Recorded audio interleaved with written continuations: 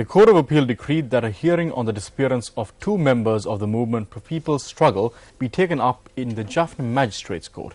The order was issued today when two petitions filed by the families of the two missing persons were taken up in the Court of Appeal today. The Army Commander, the Jaffna Commander, the Inspector General of Police, the officer in charge of the Achuveli Police and the Attorney General have been cited as respondents in these petitions. The Senior State Counsel, appearing on behalf of the respondents, stated before court that neither the Army Commander nor the Jaffna Commander have arrested or detained either of the youths reported missing. The lawyer appearing on behalf of the petitioners noted that if such arrests had not been made, then a hearing of testimonies should take place in a court in the area. However, the Senior State Counsel, appearing for the respondents, said that as the Inspector General of Police and the OIC of the Achuveli Police are yet to make statements in court, that decision should be taken at a later date. After considering the facts presented before court, the two-judge bench of the Court of Appeal ordered the registrar to take measures to conduct a hearing at the Jaffna Magistrates Court. The bench, which decided to take up the petition again in the Court of Appeal on the 27th of April, noted that the respondents could file objections on this date. Kuhan Muruganandan and Lalit Kumar, members of the Movement for People's Struggle, were reported missing on the 11th of December last year. In more news from the Parliament today, UMP parliamentarian Iran Vikramaratne also spoke in Parliament. ලංකාව තුල බදු වර්ග 25ක් විතර තියෙනවා වෙන වෙන බදු වර්ග. There are around 25 categories of taxes in the country. In many developed countries, also in Asia, there are only 8 to 10 categories of taxes. During budget discussions, it was said that this will be relaxed.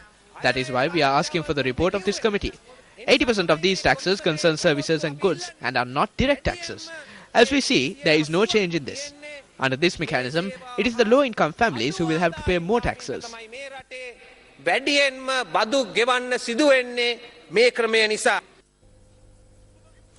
Wife of former Army Commander Sarath Fonseka, Anuma Fonseka, called on the Mahanayaka of the Malwat chapter, the most venerable Tibbetwawe Sumangala Thera today. Speaking to the media after the meeting, Anuma Fonseka said that she sought the blessings of the Mahanayaka for her husband Sarath Fonseka, who is suffering from ill health. General තුමාට ආශිර්වාද ලබා ගැනීමටත් එතුමාගේ සෞඛ්‍ය තත්ත්වය. The Mahanayaka of the Malwatu chapter bestowed his blessings on the general and wished a speedy recovery from his illness. This provides us with great strength. My daughter prepared a petition through the internet internationally. We submitted that. That is why America has accepted that he is a political prisoner. The people are with us because they can see that a grave injustice has taken place here. They can see the truth.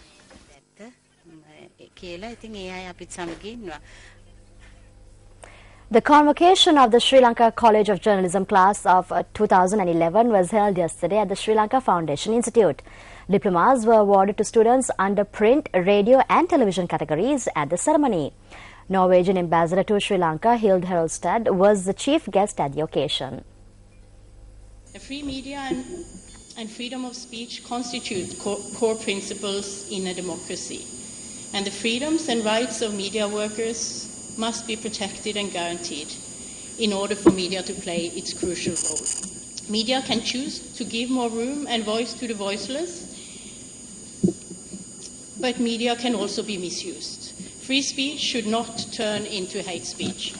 Managing Director of Express Newspapers, Kumar Nadesan, delivered the keynote address. The quality of any democratic society is jointly determined by the legal and constitutional framework, our laws, by the energy and public spirit of its citizens, what we feel and what we want to do, and by the quality of its education and public discourse, and especially the education and discourse of journalism.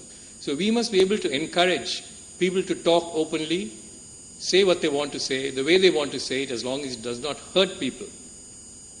And as you begin your new life as a journalist, you must understand that the credibility of a journalist is foremost. So you need your credibility to be intact. And that professional integrity is a cornerstone of a journalist's credibility.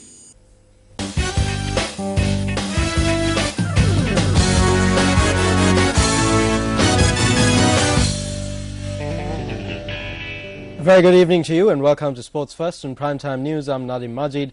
We start off with a look at some cricket news. Sri Lankan batsman Kumar Sangakkara, who was the #1 batsman in Test cricket, has slipped to 4th place in the ICC rankings after yesterday's game against England. Meanwhile, Rangana Herath, who bagged 12 wickets in yesterday's Test match, has advanced to a career-best 7th spot in the ICC rankings for Test bowlers. Kumar Sangakkara, who held the #1 spot for Test batsmen during the last 4 months, put on a poor show in both innings despite the team's victory against England yesterday. As a result, his points tally has dropped to 813 from 850, placing him 4th in the rankings. Meanwhile, South Africa's A.B. de Villiers and Australia's Michael Clarke are currently tied for the #1 spot, while Sri Lankan batsman Thilan Samaravira is placed 7th.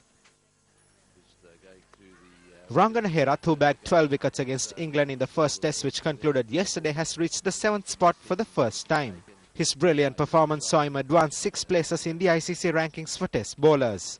South Africa's Dale Steyn leads the Test rankings for bowlers, while Pakistan's Saeed Ajmal is placed 2nd.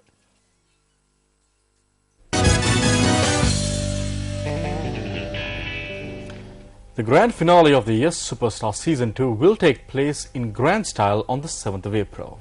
Today on Entertainment First, we take a look back at how this star-studded event came about.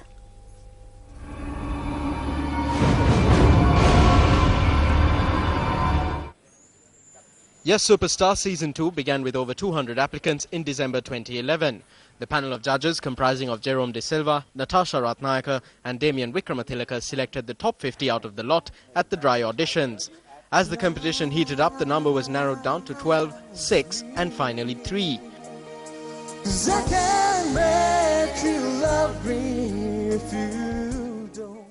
Yesterday, the finalists who will battle it out for the title Yes Superstar Season 2 were announced after a grueling contest.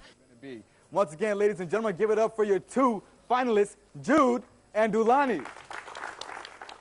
The finalists were none other than Dulani Ramanendan and Jude Pereira. Jude and Dulani will now compete in the grand final that will be held on the 7th of April with the hope of lifting the Yes Superstar trophy this year.